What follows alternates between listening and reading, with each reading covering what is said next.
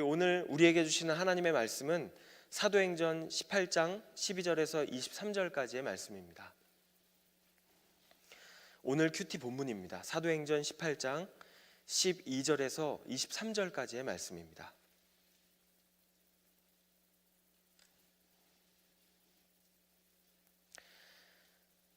우리 한 목소리로 하나님 앞에 올려드리겠습니다. 갈리오가 아가야 총독되었을 때에 유대인이 일제히 일어나 바울을 대적하여 법정으로 데리고 가서 말하되 이 사람이 율법을 어기면서 하나님을 경외하라고 사람들을 권한다 하거늘 바울이 입을 열고자 할 때에 갈리오가 유대인들에게 이르되 너희 유대인들아 만일 이것이 무슨 부정한 일이나 불량한 행동이었으면 내가 너희 말을 들어주는 것이 옳거니와 만일 문제가 언어와 명칭과 너희 법에 관한 것이면 너희가 스스로 처리하라. 나는 이러한 일에 재판장 되기를 원하지 아니하노라 하고 그들을 법정에서 쫓아내니 모든 사람이 회당장 소스테네를 잡아 법정 앞에서 때리되 갈리오가 이 일을 상관하지 아니하니라. 바울은 더 여러 날 머물다가 형제들과 작별하고 배 타고 수리아로 떠나갈새 브리스길라와 아굴라도 함께하더라. 바울이 일찍이 서원이 있었으므로 겐그레아에서 머리를 깎았더라. 에베소에 와서 그들을 거기 머물게 하고 자기는 회당에 들어가서 유대인들과 변론하니 여러 사람이 더 오래 있기를 청하되 허락하지 아니하고 작별하여 이르되 만일 하나님의 뜻이면 너희에게 돌아오리라 하고 배를 타고 에베소를 떠나 가이사랴에 상륙하여 올라가 교회에 안부를 물은 후에 안디옥으로 내려가서 얼마 있다가 떠나 갈라디아와 부르기아 땅을 차례로 다니며 모든 제자를 굳건하게 하니라. 아멘. 어제 본문에서 우리는 바울이 아테네를 떠나서 이 고린도에 도착해서 복음을 전하는 모습을 살펴보았습니다. 고린도는 무역과 상업의 중심지였을 정도로 굉장히 발전하고 번영했던 곳이었습니다. 그러나 성적으로 문란하다는 소문이 정말 많은 사람들에게 알려질 정도로 도덕적인 평판이 좋지 않았던 도시가 바로 이 고린도였습니다. 이런 도시의 이미지를 떠올렸을 때 대부분의 사람들의 머릿속에서는 여기에 무슨 선한 것이 있겠는가, 여기에 무슨 소망이 있겠는가 하는 생각이 드는 것이 당연했을 것입니다.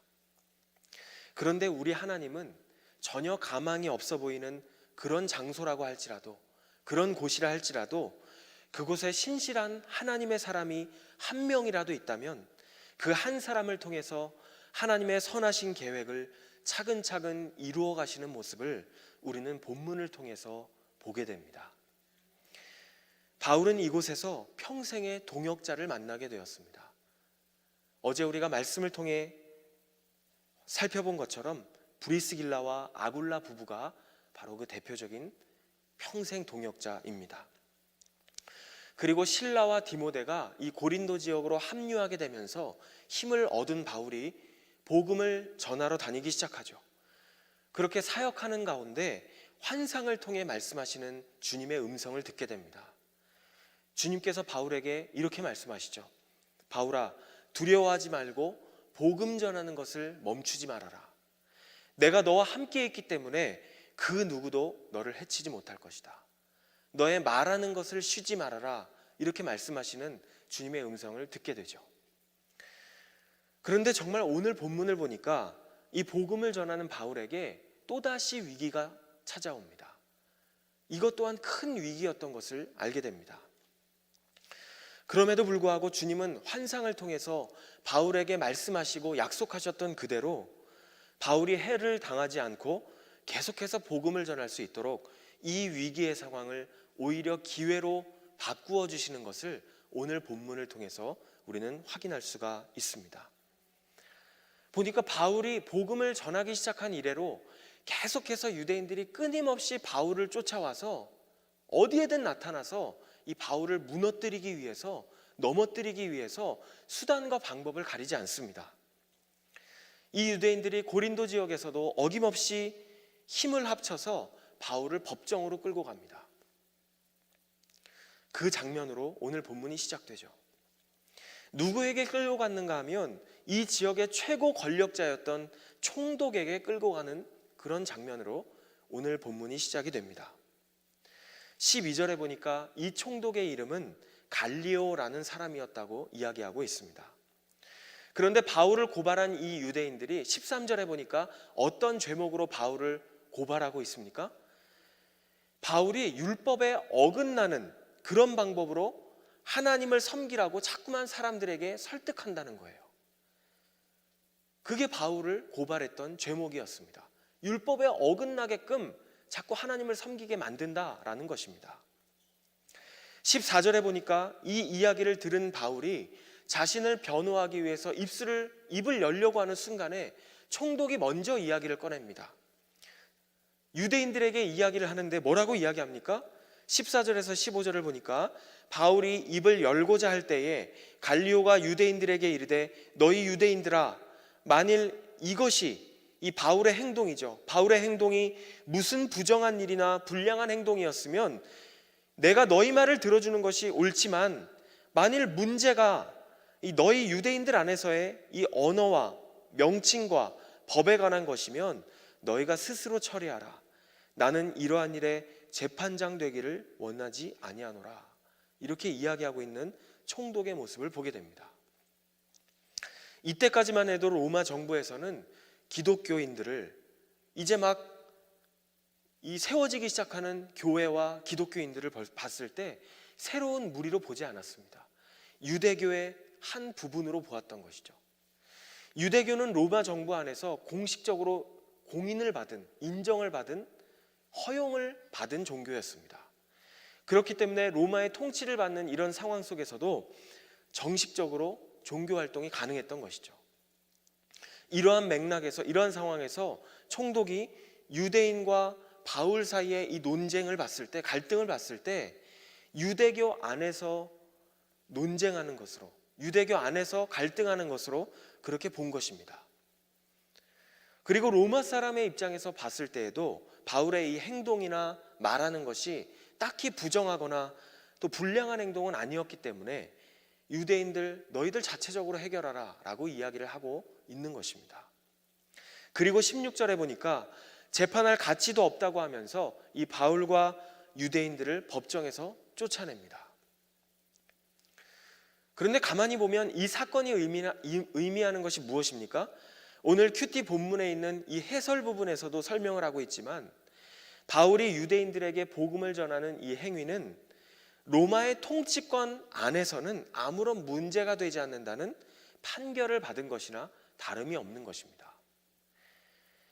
그렇기 때문에 앞으로 바울이 이 로마의 통치권 안에 있는 지역을 다니면서 복음을 전하는 한 유대인들에게 바울을 고소할 수 없게 만드는 그런 사건이 되는 것입니다.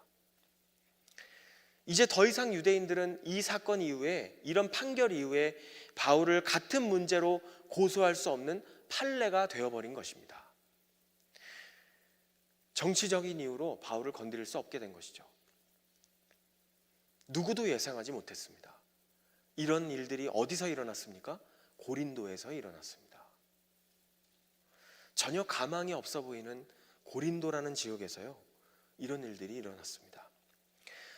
그러자 사람들은 17절에 보니까 회당장을 잡아서 이 법정 앞에서 때렸다고 이야기를 하고 있습니다.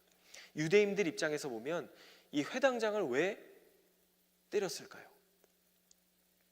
바울이 회당을 다니면서 복음을 전했는데 그런 바울을 막지 않았기 때문일 것이고, 그리고 이 회당장, 여기에 보니까 소스데네라는 사람인데 고린도전서 1장 1절에 보니까 이 사람의 이름이 나옵니다.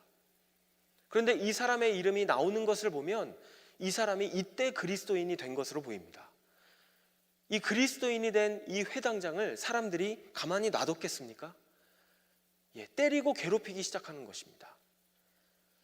바울과 마찬가지로 핍박을 하고 고난을 겪게 만드는 것입니다. 고린도는 정말 영적으로 이렇게 쉽지 않은 곳이었습니다. 18절에 보니까 고린도에서 가까스로 위기를 넘긴 이 바울이 겐그레아라는 지역에서 서원으로 인해서 머리를 깎았다고 이야기를 하고 있습니다.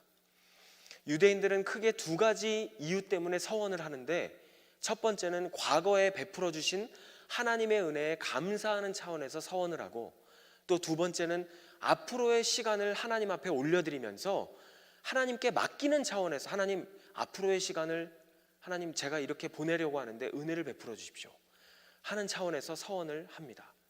그러니까 과거의 시간에 감사하는 차원에서, 또 미래의 시간을 하나님께 맡기는 차원에서 서원을 하는 것이죠. 이 문맥상 바울이 서원을 한 것을 보면 아마도 고린도에서 자신을 지켜주셨던 하나님의 은혜에 감사했기 때문에 서원을 한 것으로 보이고, 또 동시에 앞으로 계속되는 자신의 여정 가운데, 발걸음 가운데 하나님, 내가 이 복음을 전하는 여정 가운데 은혜로 함께해 주십시오 라는 차원에서 하나님 앞에 서원을 한 것으로 보입니다. 그렇게 서원을 하고 바울은 19절에 보니까 에베소에 도착하게 되죠.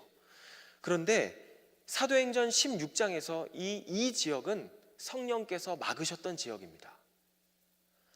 이 성령께서 금지하셨던 이 지역이어서 그랬는지, 바울이 이 에베소에서 사역을 감당한 후에 이 지역을 떠날 때 사람들이 그를 잡으면서 조금 더 있어 달라고 이야기하니까 바울이 어떠한 반응을 보입니까? 아주 의미심장하게 얘기하죠. 만일 하나님의 뜻이면 다시 돌아오겠습니다. 이렇게 이야기하는 바울을 보게 됩니다. 이러한 바울의 대답 속에서 우리는 하나님의 섭리와 순리대로 행동하는 사람의 모습을 찾아볼 수가 있습니다. 그리고 22절에 보니까 가이사랴 지역, 이제 이스라엘 땅으로 돌아온 것이죠. 이스라엘 땅으로 돌아온 이 바울은 예루살렘 교회로 올라가서 인사를 나눈 것을 이야기합니다. 아마도 서원을 하기 위해서 예루살렘 교회를 서원 때문에 찾은 것으로 보이고, 예루살렘으로 돌아와서 인사를 나눈 후에 자신을 파송했던 안디옥 교회로 돌아오면서 바울의 2차 전도 여행은 마무리되게 됩니다. 오늘 고린도에서 있었던 이 사건, 특별히 바울이 법정으로 끌려갔지만 정말 하나님의 은혜 가운데 이것이 새로운 복음을 전할 수 있는 기회로 바뀌게 되는 이 장면을 특별히 묵상하면서 정말 이 고린도라는 지역은 영적으로 바울에게 쉽지 않았겠구나라는 그런 생각을 다시 한번 해보게 되었습니다. 고린도전서 2장 3절에 보면 실제로 바울의 고백이 이런 고백을 합니다. 우리말 성경으로 보니까 이렇게 말하고 있습니다.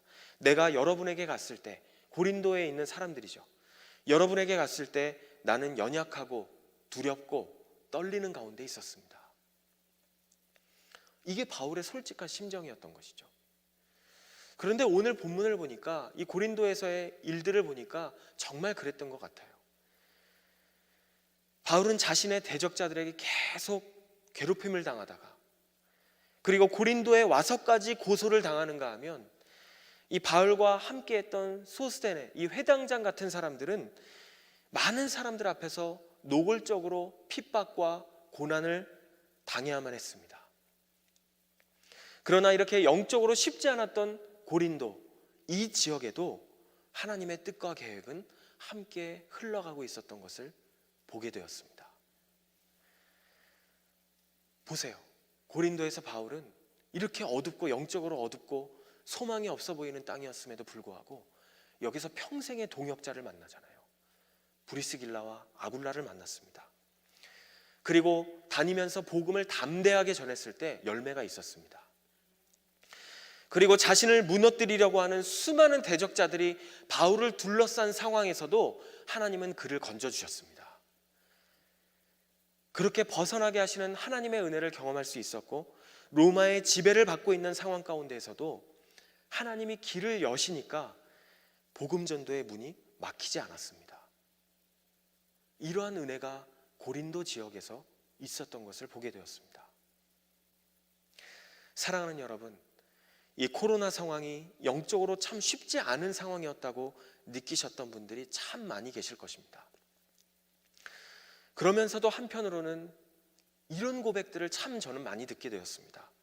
하나님이 만드신 가정의 의미와 소중함을 많이 느끼는 시간이었다고, 이 가정의 의미를 다시 한번 돌아보는 시간이었다고, 성경적인 가정을 다시 한번 세워나갈 수 있는 계기가 될 수 있었다고 고백하는 이런 고백을 굉장히 많이 듣게 되었습니다. 그러면서 한편으로 하나님이 동시에 하나님의 뜻과 계획을 진행해 가고 계시구나라는 것을 느끼게 되었습니다. 제가 우리 성광교회 성도님들을 많이 만나다 보니까 만나면 만날수록 정부와 관련된 기관에서 일하시는 분들이 많이 계시더라고요. 우리 교회 안에. 좀 다른 이야기지만 미국에서 새로운 정부가 들어서면서 영적으로도 그렇고 이 대통령과 위정자들을 위해서 더욱 기도해야겠다고 생각하시는 분들이 많이 계실 것이라고 생각합니다. 저도 마찬가지로 그렇습니다. 그러한 상황 속에서 오늘 본문 말씀을 묵상하면서 최근에 우리 교회 청년 몇 명과 통화했던 일들이 생각이 났습니다. 그 청년들이 연락해서 저에게 어떤 이야기를 했는가 하면 목사님, 저 이번에 정부에 들어가서 일하게 되었어요. 저 정부와 관련된 직장으로 다시 복귀하게 되었습니다. 라는 이야기였습니다. 이 말씀을 깊이 묵상하면서 그 일들이 떠올랐습니다. 그러면서 제가 자연스럽게 이러한 기도가 나왔습니다. 하나님, 이 친구들을 통해서 하나님의 영광과 하나님의 살아계심이 나타나게 하여 주시옵소서. 복음이 그들이 있는 장소에 전해지게 하여 주시옵소서. 그들이 있는 자리에서 하나님이 어떤 분이신지를 알게 하여 달라고, 예수 그리스도가 어떤 분이신지를 드러내 달라고 하는 기도가 저의 입술에서 흘러나오게 되었습니다.